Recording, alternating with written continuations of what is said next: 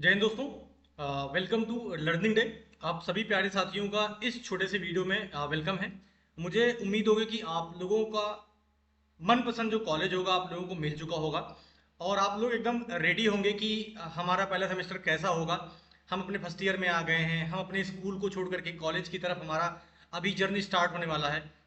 इसी जर्नी को कैसे हम इंटरेस्टिंग बनाएं, अपने पढ़ाई के साथ हम कैसे चीज़ें मैनेज करें कि पढ़ाई भी कर सकें प्लस एक्स्ट्रा करिकुलर एक्टिविटीज़ में भी पार्टिसिपेट कर सकें और अपने स्किल्स को इम्प्रूव कर सकें, स्किल्स पे अपने फोकस कर सकें, जिससे हमें अपने करियर को एक अच्छे से स्टेबल सिचुएशन में लाने में कोई दिक्कत ना हो। आज हम उसी के बारे में अच्छे से डिस्कस करने वाले हैं। हम जो ये पीडीएफ आपके सामने दिख रहा होगा, मेरा नाम हर्षित पांडे है। आप सभी प्यारे साथियों का जो भी यूपी पॉलिटेक्निक के बच्चे हैं उन सभी लोगों के लिए फर्स्ट ईयर का जो सिलेबस होता है वो एकदम सेम होता है। उसी सिलेबस को ध्यान में रखते हुए आपके नए सिलेबस के अकॉर्डिंग हम एक एक चैप्टर, एक एक टॉपिक, एक एक सब्जेक्ट को डिस्कस करेंगे कि आपके सिलेबस में क्या क्या चीज़ें हैं, हमें कैसे कब क्या पढ़ना होगा, क्या चीज़ें इंपॉर्टेंट होती हैं। हम एक एक करके सब कुछ डिस्कस करेंगे, ठीक है।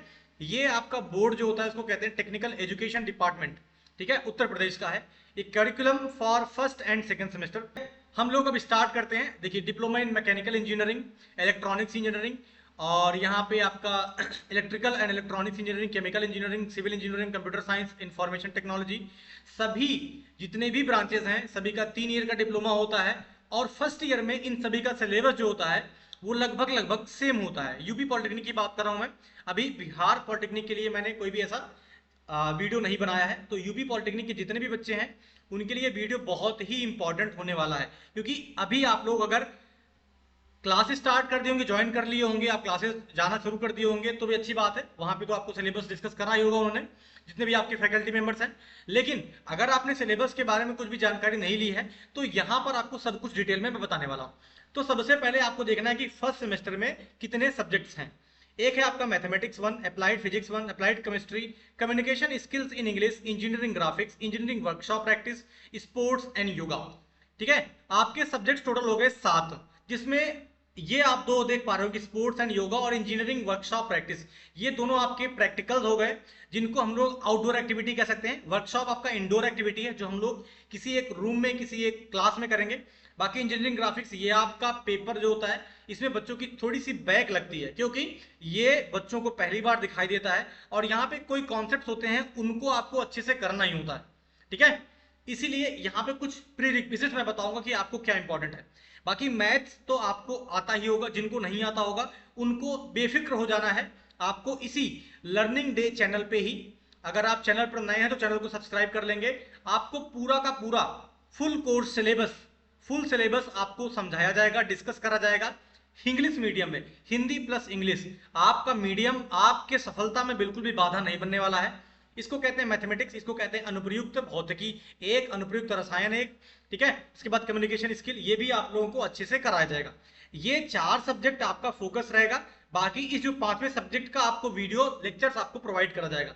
ये दोनों सब्जेक्ट्स जो आपके हैं ये आपको कॉलेज में ही आपके करा दिया जाएगा। इसको इस चैनल पे आपको बताया नहीं जाएगा, बस आपको पास होने के तरीके बता दिए जाएंगे कि इंजीनियरिंग वर्कशॉप और स्पोर्ट्स या योगा में हम कैसे उसको अच्छे से क्लियर कर सकते हैं। बाकी मैथ, केमिस्ट्री और फिजिक्स, केमिस्ट्री की क्लास मैं लूंगा। आप लोग को एकदम निश्चिंत हो जाना है, आपके जितने भी चैप्टर्स हैं उनका मैं क्लास नोट्स भी आपको दे दूंगा। मात्र उतना ही पढ़ करके आपको अच्छे से तैयार कर लेना है। और मैं कुछ मूल मंत्र भी बताऊंगा जिससे आपका जो पेपर है वो इतना बेहतरीन होगा कि आपको लास्ट टाइम पे quick revision, last time revision, सब चीजें मैं आपको अच्छे से बताने वाला हूँ, ठीक है। सब कुछ आपको इसी चैनल पे फ्री मिल जाएगा, लर्निंग डे पे ही। यह वीडियो अगर आप अंतिम तक देखेंगे तो आपको एक पूरा ओवरव्यू मिल जाएगा कि हमें क्या पढ़ना है, क्या इंपॉर्टेंट है। अप्लाइड फिजिक्स आपके अविरल पांडे सर है, वो पढ़ाएंगे। मैथमेटिक्स सौरभ ओझा सर हैं, सौरभ ओझा सर हैं, वो मैथमेटिक्स के एकदम प्रकांड विद्वान हैं। आपको इतने सरल तरीके से, मक्खन तरीके से उनकी तितली क्लासेस जो चलती हैं तो आपको एकदम अच्छे से रटा देंगे, समझा देंगे, आपका एक भी टॉपिक छूटने वाला नहीं। अब हम चलते हैं एक एक टॉपिक पे, एक एक सब्जेक्ट पे चलते हैं और उनको एलिबोरेट करके समझेंगे अच्छे से। ये सेकंड सेमेस्टर का जो सिलेबस है मैं आपके फर्स्ट सेमेस्टर के बीतने के बाद ही आपको ये प्रोवाइड करा दूंगा, ठीक है। चलिए अब हम चलते हैं आगे। आप लोग को ये ध्यान देना है कि यहां मैं जितनी भी चीजें बता रहा हूं आपकी वेबसाइट पे जाकर के देख सकते हैं, बोर्ड ऑफ टेक्निकल एजुकेशन पे सब कुछ ये आपका रिवाइज सिलेबस है। इसमें कुछ भी फालतू की चीज नहीं बता रहा हूं, जो आपके सिलेबस में इंपॉर्टेंट है वही मैं आपको बता रहा हूं। अब ये इवेल्युएशन स्कीम, मार्किंग स्कीम कैसी होती है, स्टडी के लेक्चर्स कितने होंगे, पीरियड्स कितने होंगे, वीक में कितने लेक्चर्स होने चाहिए, सब यहाँ पे डेटा दे रखा है। वो सभी लेक्चर्स कैसे होंगे वो हर जगह पे फ्लेक्सिबल होता है, कॉलेज टू कॉलेज वो वेरी करता है, सभी कॉलेज में अलग अलग होता है। लेकिन मैं आपको बताऊंगा कि इंटरनल असेसमेंट और एक्सटर्नल असेसमेंट में नंबर्स कितने होते हैं। जैसे अगर आप मैथ्स में देखेंगे तो सीधे आप चलिए, थ्योरी का आपका टोटल होता है इंटरनल में 40 नंबर, मतलब आप जितने भी यूनिट टेस्ट देंगे, आपके सेशनल टेस्ट देंगे, उन सभी का इंटरनल मार्क कितना होगा, 40 नंबर। और 60 नंबर जो आपका फाइनल एग्जाम होगा, जिसको हम कहें आपका जो सेंटर जाएगा या फिर जो आपका एग्जाम होगा, वो आपका होगा कितना, 60 नंबर का, जिसको आपको कठिन परिश्रम करके आपको तैयार करना होगा। 40 नंबर आपका अंदर ही आपको मिल जाएगा, ठीक है। क्योंकि मैथ्स जो है उसका वेटेज जो है वो थोड़ा सा यहाँ पे मैं कहूँ तो नंबर के मामले में कम है, ठीक है। इसके जितने भी क्रेडिट्स हैं वो आप ध्यान दीजिए, जिनका क्रेडिट ज्यादा होगा उनको आपको ज्यादा अच्छे से पढ़ना होगा। जैसे केमिस्ट्री का 5 और फिजिक्स का 5 है, इसका मतलब इनका वेटेज, इनका भारांश आपके मार्कशीट पे आपको ज्यादा दिखेगा, क्योंकि इनका जो मार्क है वो भी 200 नंबर का है। हमारा कम्युनिकेशन स्किल 4 क्रेडिट का होते हुए भी सॉरी बच्चों, 4 क्रेडिट का होते हुए भी इसका नंबर 200 है, लेकिन इन दोनों का क्रेडिट 4 है, अंग्रेजी का और मैथ्स का, लेकिन इन दोनों का, फिजिक्स का और केमिस्ट्री का, इनका क्रेडिट 5 है। तो मेरा सब्जेक्ट 5 हो गया और अभिनव सबका सब्जेक्ट जो है वो भी 5 क्रेडिट का है। तो इन दोनों पे आपको थोड़ा सा ज्यादा फोकस करना है। ऐसा नहीं कि आपको मैथ्स और कम्युनिकेशन नहीं पढ़ना, उन दोनों को भी अच्छे से पढ़ना ही है। लेकिन आप लोगों को मैं कहूं जो नंबर आपके वेटेज, आपका भारांश जो ज्यादा होगा उस पर आपको ज्यादा फोकस करना है, ठीक है। बाकी इंजीनियरिंग ग्राफिक्स का 2 क्रेडिट होता है और वर्कशॉप का भी 2 क्रेडिट होता है। बाकी इसका 40 नंबर का हो गया आपका एक्सटर्नल, इसका 40 नंबर का ही होगा, किसका, इंजीनियरिंग वर्कशॉप का। इंजीनियरिंग ग्राफिक्स का होगा आपका 60 नंबर का। ये आपके फाइनल जो एग्जाम्स होंगे, जो आपका सेमेस्टर एग्जाम जिसको कहा जाता है, सेमेस्टर 1 का एग्जाम जो फाइनल एग्जाम होगा, वो इतने ही मार्क का होगा, इतने ही नंबर का आपका पेपर आएगा आपके सामने, ठीक है। अब मुझे लगता है कि आपको सिलेबस के बारे में क्या क्या सब्जेक्ट्स हैं वो हमने देख लिया। सब्जेक्ट्स के लेक्चर्स आपके काउंट यहाँ पे दे रखे हैं कि हफ्ते में कितने होने चाहिए, वो अलग अलग, वो वेरिएबल है, वो अलग अलग मैटर करता है सभी कॉलेज में, ठीक है। बाकी हमने नंबर बता दिए कि आपको कितने नंबर का कितना सब्जेक्ट होगा, ये सेकंड सेमेस्टर का हो गया। अब हम चलते हैं अपने मैथमेटिक्स 1 पे। मैं यहाँ पे आपको जो मेरा सब्जेक्ट है उसको मैं केमिस्ट्री को इलेबोरेट करके बताऊंगा, बाकी जितने भी सब्जेक्ट्स हैं उसका मैं आपको सिर्फ चैप्टर्स के इंपॉर्टेंट नाम बता दूंगा, वो आपके इंपॉर्टेंट होंगे, उसको आपको देख लेना है। मैथमेटिक्स 1 सबसे पहला चैप्टर होगा ट्रिग्नोमेट्री। कुछ बच्चों को ट्रिग्नोमेट्री से थोड़ा डर लगता है, लेकिन डर लगने की बात नहीं है। आपके सबसे प्रिय अध्यापक होने वाले हैं सौरभ सर, वो आपको एकदम सरल तरीके से बता देंगे। यहाँ पे दे रखा है कि एंगल का कॉन्सेप्ट पढ़ना है, एंगल का मेजर का डिग्री में कैसे करते हैं, ग्रेड्स में कैसे करते हैं, रेडियन में कैसे उसको कन्वर्ट कर सकते हैं, ट्रिग्नोमेट्री के रेशियोज क्या होते हैं, डिफरेंस के फॉर्मूला, उनके अनुप्रयोग क्या हो सकते हैं, उनके प्रूफ के साथ हमें करना होगा।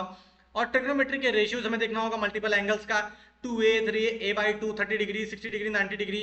उसके बाद यहाँ पे mod of x, sine x, cos x, tan x, e की पावर एक्स, एक्सपोनेंशियल ग्राफ, इन सभी को ट्रिग्नोमेट्री में अच्छे से करना होगा। डिफरेंशियल कैलकुलस के बारे में आपको यहाँ पे दे रखा है कि फंक्शन क्या होता है, कॉन्सेप्ट ऑफ लिमिट क्या होता है, स्टैंडर्ड लिमिट्स, जो क्लास 11th का चैप्टर है मैथ्स में, आपके एनसीईआरटी में, आपके यूपी बोर्ड में, आपके सीबीएसई बोर्ड में, वही सिलेबस लगभग लगभग आपका मैथ्स का, केमिस्ट्री का और फिजिक्स का होने वाला है। मैथ्स, फिजिक्स, केमिस्ट्री आपके क्लास 11 का ही चैप्टर है, और सेकंड सेमेस्टर में आपका क्लास 12 का चैप्टर लगभग लगभग आ जाएंगे जो आपको पढ़ना होगा। तो जो बच्चे क्लास 11 12 पढ़ चुके होंगे उनके लिए तो बहुत आसान होने वाला होगा, ठीक है। चलिए, ये होगा डिफरेंशियल कैलकुलस। यहाँ पे आपको लॉगरिथम, एक्सपोनेंशियल, सम, प्रोडक्ट, कोशिएंट, इन सभी को अच्छे से करना होगा। फिर आता है आपका पार्शियल फ्रैक्शन, इसमें प्रॉपर फ्रैक्शन क्या होता है, इम्प्रॉपर फ्रैक्शन क्या होता है, पार्शियल फ्रैक्शन क्या होता है, और उसके बाद इम्प्रॉपर को पार्शियल में कैसे कन्वर्ट कर सकते हैं, प्रॉपर फ्रैक्शन को कैसे रिजॉल्व कर सकते हैं, permutation, combination and binomial theorem, इन सभी को आपको अच्छे से, एनपीआर क्या होता है, उसके बाद एनसीआर क्या होता है, ये कॉम्बिनेशन का फॉर्मूला, तो ये आपका परम्यूटेशन का फॉर्मूला, हम सिलेक्ट कैसे करते हैं, हम चॉइस फिलिंग कैसे करते हैं, सब यहाँ पे आपको बताया जाएगा, ठीक है। ये अंग्रेजी में सिलेबस दे रखा है, लेकिन हमारे सौरभ सर आपके जो अध्यापक होने वाले हैं वो आपको अच्छे से समझाने वाले। कॉम्प्लेक्स नंबर, ये क्लास 11 का पूरा चैप्टर तो नहीं है, लेकिन लगभग लगभग आपके जितने भी चैप्टर्स हैं उनको कवर करता है, ठीक है। चलिए, अब हम चलते हैं अगले सिलेबस की तरफ, जो कि आपका होगा अनुप्रयुक्त भौतिकी, अप्लाइड फिजिक्स। यहाँ पे आपके जो इस पीडीएफ में दे रखा है, अगर आप कहेंगे तो मैं डिस्क्रिप्शन में आपको डाल दूंगा ये कंटेंट, नहीं तो आप यहाँ पे वीडियो पॉज करके भी आप देख सकते हैं कि कौन कौन से चैप्टर्स हैं, आप इसको लिख भी सकते हैं। और आपके जो भी यहाँ पे प्रैक्टिकल्स होंगे उनके भी बारे में यहाँ पे डेटा दे रखा अच्छे से। Unit and dimension, class 11 physics का पहला चैप्टर होता है यूनिट्स एंड डायमेंशन, ठीक है। इकाई और बीम क्या होता है, बीम निकालने के लिए जैसे भौतिक मात्राएं क्या होती हैं, फंडामेंटल डिराइव्ड यूनिट्स क्या होती हैं, एफपीएस में फुट पाउंड सेकंड, उसके बाद यहाँ पे centimetre gram second, SI unit क्या होता है, प्रिंसिपल ऑफ होमोजेनिटी, और उसके बाद यहाँ पे डायमेंशनल इक्वेशन क्या होता है, उनके एप्लीकेशंस को अच्छे से यहाँ पे समझाया जाएगा। एरर्स कैसे कैलकुलेट करते हैं, एक्यूरेसी, प्रिसीजन क्या होता है, force and motion, scalar vector quantity क्या होता है, फोर्स क्या होता है, मोमेंटम आवेग क्या होता है, कंजर्वेशन ऑफ लीनियर मोमेंटम क्या होता है, सर्कुलर मोशन। देखिए अब यहाँ पे जो चैप्टर नंबर 7 होता है सर्कुलर मोशन, वो भी इसी चैप्टर में आपका इंक्लूड कर दिया है फोर्स एंड मोशन में ही। और यहाँ पे जो आपका ग्रेविटेशनल चैप्टर होता है, चैप्टर नंबर 8 या 9 है शायद क्लास 11 की फिजिक्स में, वो भी आपका ग्रेविटेशनल फोर्स भी यहाँ पे ऐड कर दिया है। उसके बाद आपका वर्क पावर एनर्जी, ये चैप्टर नंबर 6 है। मुझे एनसीईआरटी के सारे चैप्टर्स के नंबर याद हैं, आप देख सकते हैं जाकर के क्रॉस चेक कर सकते हैं। वर्क, यहाँ पे फ्रिक्शन भी दे रखा है, वर्क डन, एनर्जी भी दे रखा है, मैकेनिकल एनर्जी, पावर्स। उसके बाद क्या, रोटेशनल मोशन, देखिए आप यहाँ पे एलेबोरेटिव टॉपिक दे रखा है। ये थोड़ा सा चैप्टर जो होता है आपका वो टफ होता है, टफर साइड पे आपका रोटेशनल मोशन आता है। लेकिन ये आपके अविरल सर जो है वो आपको फिजिक्स का सारा सिलेबस एक बार आपको ओवरव्यू देंगे, ओवरव्यू देने के बाद आपको अच्छे से ये पढ़ाएंगे भी, ठीक है। उसके बाद आपका अंतिम चैप्टर आता है आपका प्रॉपर्टीज ऑफ मैटर। ये सेकंड पार्ट जो आपकी फिजिक्स की आती है उसमें पढ़ा जाता है इलास्टिक प्रॉपर्टीज क्या होती हैं, properties of matter, properties of solid liquid, सब अच्छे से, विस्कोसिटी, उसके बाद सरफेस टेंशन क्या होता है, कांसेप्ट ऑफ फ्लूइड, बर्नौली का थ्योरम। सबसे इंपॉर्टेंट अगर आप यहाँ पे कुछ देखना चाहें तो बर्नौली थ्योरम क्या होता है, विस्कोसिटी की डेफिनेशन 2 नंबर में आ जाती है, कोहेसिव एडहेसिव फोर्स के बीच में डिफरेंस आ जाता है, हुक्स लॉ क्या आता है ये 1 नंबर में आ जाता है। उसके बाद आपका अगला चैप्टर आता है हीट एंड थर्मोमेट्री, ये भी आपको करना होगा। टाइप्स ऑफ थर्मोमीटर क्या होता है, कंडक्शन, कन्वेक्शन, रेडिएशन, सब आपको कॉन्सेप्ट ऑफ हीट, टेम्परेचर, एक एक करके आपको टॉपिक पढ़ाया जाएगा, उसके एग्जांपल्स दिए जाएंगे। जितने भी आपके विगत प्रश्न पत्र हैं, पीवाईक्यूज हैं, उनको सॉल्व कराया जाएगा। उसके बाद उनके रियल लाइफ से आपको एग्जांपल रिलेट कराए जाएंगे और आपको नोट्स बनवाया जाएगा आपको क्लास में ही। मैं कह रहा हूं कि अगर आप 2-4-10 दिन क्लास नहीं भी जा पाते हैं, आपको अगर क्लास में समझ में नहीं आता, क्योंकि टीचर्स एक तरीके से फॉर्मेलिटी करते हैं, कुछ ही टीचर्स अच्छे पढ़ाते हैं, तो आपको इस क्लास में, इसी लर्निंग डे पे आपको अच्छी सारी चीजें समझाई जाएंगी। ये आपके प्रैक्टिकल्स हैं जो आपके लैब में आपको कराए जाएंगे, कॉन्वेक्स मिरर, कॉन्केव मिरर, ये आपके केमिस्ट्री में भी हैं और फिजिक्स में भी हैं। आपकी जो भी रिकमेंडेड बुक्स हैं वहां पे दे रखी हैं, जो आपको शायद वहां पे आपके लाइब्रेरी से भी मिले। देखिए concept in physics of HC Verma volume 1 volume 2, ये जेई मेंस और एडवांस की तैयारी करने वाले बच्चे इसको पढ़ते हैं, अच्छे से पढ़ते हैं, और यही आपका एक बेसिक बिल्डिंग ब्लॉक होता है। अगर आप 12th के बाद या फिर आपको पॉलिटेक्निक के बाद अगर आप बीटेक करना चाहते हैं तो आपके लिए ये सभी चीजें बहुत इंपॉर्टेंट हो जाएंगी, ठीक है। और अब हम चलते हैं अपने जो मेरा सब्जेक्ट है जिसको हम कहते हैं अप्लाइड केमिस्ट्री। देखिए अगर पॉलिटेक्निक है वो एक डिप्लोमा होता है, क्या होता है, वो डिप्लोमा होता है, ये डिग्री नहीं है। डिप्लोमा क्या होता है, जो 3 वर्षों का होता है या 2 वर्षों का होता है, जैसे डी फार्मा 2 वर्षों का होता है। डिप्लोमा जो आपका ये हो गया, क्या कहते हैं, जिसको हम लोग डी फार्मा कहते हैं, वो भी 2 साल का होता है। लेकिन हमारा जो पॉलिटेक्निक होता है ये भी डिप्लोमा होता है, लेकिन ये आपका 3 वर्षों का होता है। इसीलिए हम इसको कह सकते हैं कि आईटीआई से भी ये अच्छा कहा जाता है। अप्लाइड केमिस्ट्री का अगर आपको कोर्स ऑब्जेक्टिव पढ़ना हो कि हमारे बीटीईयूपी अगर हम कहें तो आपका जो बोर्ड है वो आपसे क्या चाहता है, there are numerous number materials are used in fabricating and manufacturing devices for the comfort of life. हमें अपने आरामदायक जीवन के लिए बहुत सारे डिवाइसेस का यूज करना होता है, बहुत सारे फैब्रिकेशन का इस्तेमाल करना होता है, बहुत सारे मटेरियल्स को मिला करके हमें फैब्रिकेटिंग का, मैन्युफैक्चरिंग की प्रक्रियाओं को पूरा करना होता है। तो उसी के लिए the selection, characterisation and suitability assessment of natural laws, raw materials essentially requires principles and concept of applied chemistry for technicians. आप अगर एक टेक्नीशियन बनने जा रहे हैं तो आपके लिए आपका बोर्ड आपसे क्या उम्मीद रखता है कि अगर आपको इन मटेरियल्स को सेलेक्ट करना है तो उनका सिलेक्शन का प्रोसेस क्या होना चाहिए, उनकी विशेषताएं क्या होनी चाहिए, वो हमारे इस प्रोडक्ट को बनाने के लिए कैसे सुटेबल होगा, उनका असेसमेंट, उनके कच्चे पदार्थों का जो हमें उपयोग में लाना है उन मटेरियल्स को बनाने के लिए उसकी प्रॉपर्टीज क्या होनी चाहिए, वो हमें बताता है कि अप्लाइड केमिस्ट्री कि किसी भी अगर हमें केमिकल सब्सटेंस को उठाना है तो उसका फिजिकल प्रॉपर्टी क्या होता है, उसकी केमिकल प्रॉपर्टी क्या होती है, किसी कंपाउंड का रासायनिक नाम क्या होता है, उसका सामान्य नाम क्या होता है। अगर हम कहें तो हमारा फ्यूल क्या होता है, ल्यूब्रिकेंट क्या होता है, फ्यूल्स के टाइप्स क्या होते हैं।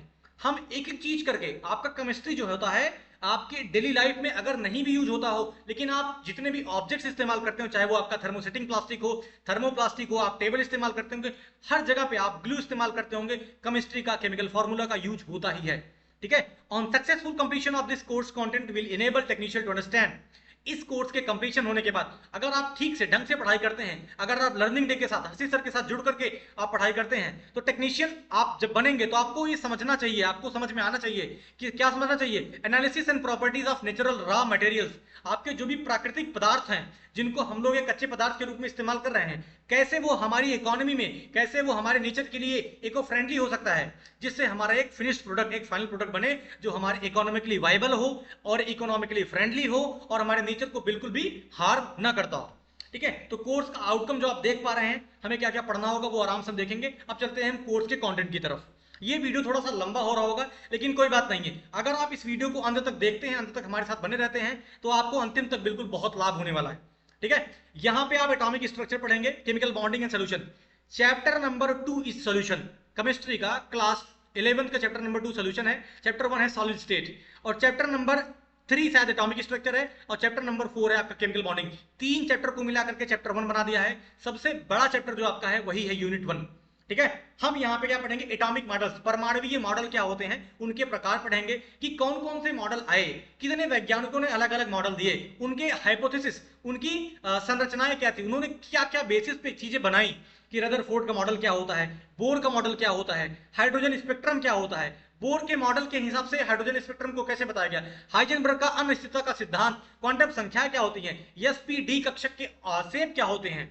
और उसके बाद हम इसकी प्रॉपर्टीज पढ़ेंगे, पाउली का अपवर्जन सिद्धांत देखेंगे, कुंड का नियम देखेंगे, आफबाउ का नियम देखेंगे कि कैसे हम इलेक्ट्रॉनिक विन्यास कर सकते हैं। आपको एक एक कॉन्सेप्ट आपको ट्रिक के साथ अच्छे से मैं बताऊंगा, ये मेरी गारंटी है। ये हो गया आपका एटॉमिक स्ट्रक्चर, यहाँ पे आप एएस लिख सकते हैं। उसके बाद आपका आता है chemical bonding, CC, concept of chemical bonding. Chemical bonding, रासायनिक बंधन की अवधारणा क्या होती है, हमें इसके कारण पढ़ने हैं, हमें इसके बॉन्ड्स के टाइप पढ़ने हैं कि आयनिक बंध क्या होता है, और उस पर रासायनिक बंध क्या होता है, सहसंयोजी बंध क्या होता है।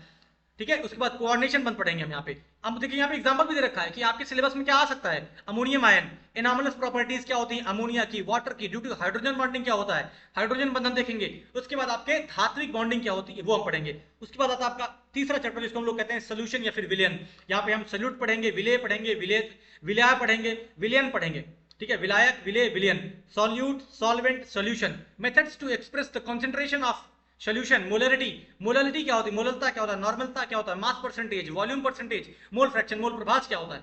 सभी टॉपिक्स, सभी कॉन्सेप्ट, सभी एग्जांपल्स, फॉर्मूले के साथ आपको नोट इसी क्लास में प्रोवाइड करा जाएगा। जितनी भी चीजें यहाँ पे बोली जा रही हैं, गिदड़ भक्ति नहीं है, यहाँ पे कोई चीज वादा ऐसे फालतू का नहीं करा जाता है। आपको सही जमीनी स्तर पे आपको उठा करके दिखाया जाएगा, और आपको पीवाईक्यूज आपके दिखाए जाएंगे कि इसी क्लास से आपके कितने नोट्स आते हैं। मैं अगर आपको रियलिटी बताऊं तो आप इसी चैनल पे जाकर के देख सकते हैं कि most important questions of applied chemistry bye Harshit sir, आपको दिखेगा 10 से या 15 या फिर 30 क्वेश्चन की आपको सीरीज दिखेगी, और उस क्वेश्चंस को आप देखिए और अपने पीवाईक्यूज को जाकर के मिलाइए कि कितने क्वेश्चंस डायरेक्ट वहां पे फंसे हुए हैं। ठीक है दोस्तों, चलिए अब हम चलते हैं चैप्टर नंबर 2 पे, वाटर, जल क्या होता है। Graphical representation of water distribution on earth with the help of pi are bar diagram. हमें पाई चार्ट के माध्यम से, पाई चार्ट क्या होता है, ऐसे आपको डायग्राम दे रखेगा, यहाँ पे आपको परसेंटेज दे रखेगा कि यहाँ पे हमारे अगर हम बताएं तो हमारी इस पृथ्वी पर पानी की प्रतिशतता कितनी होती है, हमें हिमनद से, ग्लेशियर से कितना पानी मिलता है, नदियों से, जलाशयों से, समुद्र में कितने पानी की प्रतिशतता है, कितना पानी साफ पीने के लिए हमारे पास है। हम हर एक चीज, सोप का टेस्ट क्या होता है, सोप का फॉर्मूला देखेंगे, वाटर की हार्डनेस, जल की कठोरता, मोस्ट इंपॉर्टेंट क्वेश्चन है, सबसे बार बार क्वेश्चन इसका आता है। कभी कभी न्यूमेरिकल आ जाता है, लेकिन आप लोग को इसको अवॉइड करना, न्यूमेरिकल बहुत ही टफ होता है। ठीक है, उसके बाद हार्ड वाटर को हम लोग कैसे उसकी हार्डनेस, कैसे उसकी कठोरता कम कर सकते हैं, उसका प्रोसेस दे रखा आपको, फोमिंग, प्रिमिंग, कोरोजन, कैसे हम उसको देख पाएंगे। टीडीएस क्या होता है, रिवर्स ऑस्मोसिस, जो आरओ लगा हुआ होता है, अगर उसकी टीडीएस वैल्यू में पता करनी हो तो कैसे पता कर सकते हैं, उसके लिए फॉर्मूले बताए जाएंगे। टोटल डिसॉल्व सॉलिड होता है टीडीएस का फुल फॉर्म। उसके बाद वाटर की सॉफ्टनिंग टेक्निक, हमें अगर जल की मृदुता को कन्वर्ट करना है, कठोरता से मृदु में अगर कन्वर्ट करता है तो उसके लिए विधि क्या है, soda lime, zeolite, ion exchange. ये तीनों विधियां आपके पेपर में कई बार आ रखी हैं। उसके बाद अगर हम म्युनिसिपल जो पार्टी होती है, जो शहरों में, नगर निगमों में इस्तेमाल कर जाते, एक संस्था होती है जिसको हम लोग कहें तो अर्ध संवैधानिक संस्था होती है, तो वहां पे कुछ प्रक्रिया इस्तेमाल करी जाती है जिससे नदियों के, नालों के जो पानी उसको साफ किया जा सके। उसके लिए कुछ प्रोसेसेस होती हैं जिसको हम कहते हैं सेडिमेंटेशन, कोगुलेशन, फिल्ट्रेशन, स्टेरिलाइजेशन। हम एक एक प्रोसेस को अच्छे से देखेंगे और आपको फील कराएंगे।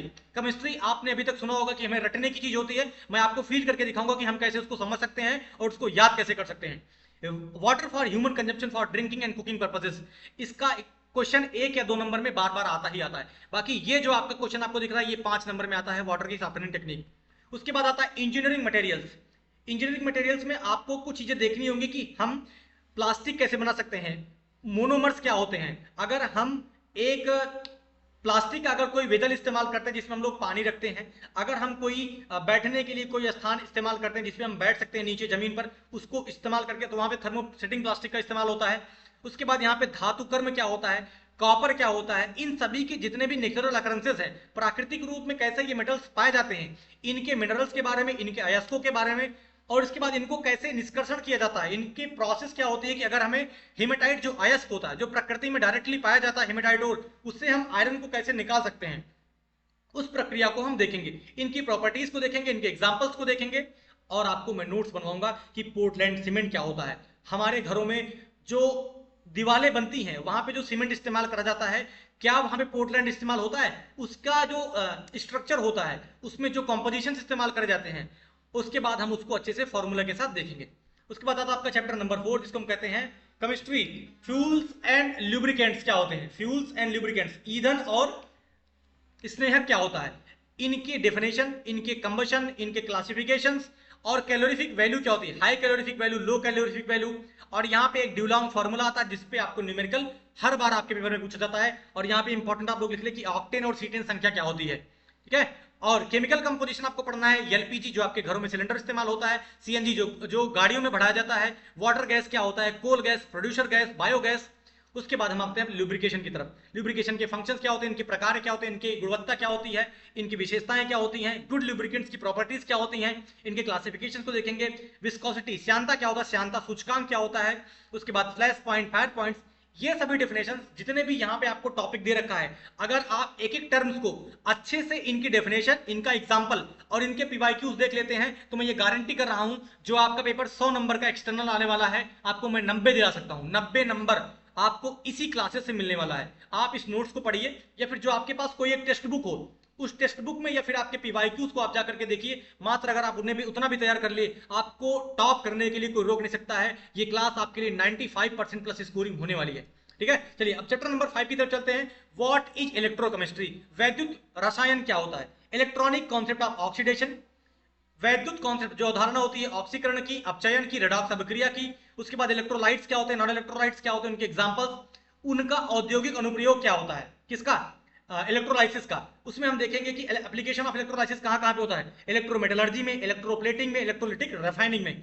इन सभी प्रोसेस को हम थोड़े से प्रैक्टिकल्स के साथ भी देखेंगे कि कैसे अगर हम उसको लैब में परफॉर्म करते हैं तो उसका रिजल्ट क्या आता है, ठीक है। अगर आपको मेरी स्पीड थोड़ी ज्यादा लग रही हो तो आप सेटिंग ऑप्शन में जाकर के, सेटिंग ऑप्शन में जाकर के वहां पे आपको स्पीड दिखेगी, स्पीड के ऑप्शन पे वहां पे जाकर के आप 0.7x कर सकते हैं, 75x कर सकते हैं, और आपको स्पीड बिल्कुल नॉर्मल लगेगी, ठीक है। उसके बाद प्राइमरी सेल्स क्या होते हैं, सेकेंडरी सेल्स क्या होते हैं। सेकेंडरी सेल्स के एग्जांपल आपको अच्छे से तैयार करने होंगे, क्योंकि यहां से लेड स्टोरेज बैटरी और सोलर सेल के इनके डायरेक्ट रिएक्शन आपसे पूछे गए हैं। उसके बाद कोरोजन क्या होता है, संचारण जिसको कहते हैं, संचारण कैसे होता है, संचारण के टाइप्स देखेंगे। उसके बाद यहाँ पे कैथोड पे, एनोड पे क्या क्या चीजें जाकर के वहां पे चिपकती हैं, वहां पे क्या जाकर के एब्जॉर्ब होता है वो देखेंगे हम।